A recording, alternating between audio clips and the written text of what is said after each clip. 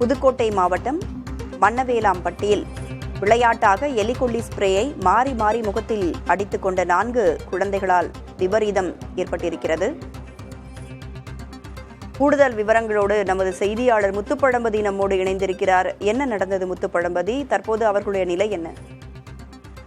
புதுக்கோட்டை மாவட்டம் இலுப்பூர் அருகே உள்ள மன்னவேலாம்பட்டி கிராமத்தில் 4 குழந்தைகள் ஒரே இடத்துல இருந்து விளையாடி இருக்காங்க. அந்த குழந்தைகள் வயசு பார்த்தீங்கன்னா 6 வயசு, 5.5 வயது என்ற ஒரு 4 குழந்தைங்க ஒரே இடத்துல விளையாடிட்டு இருக்காங்க.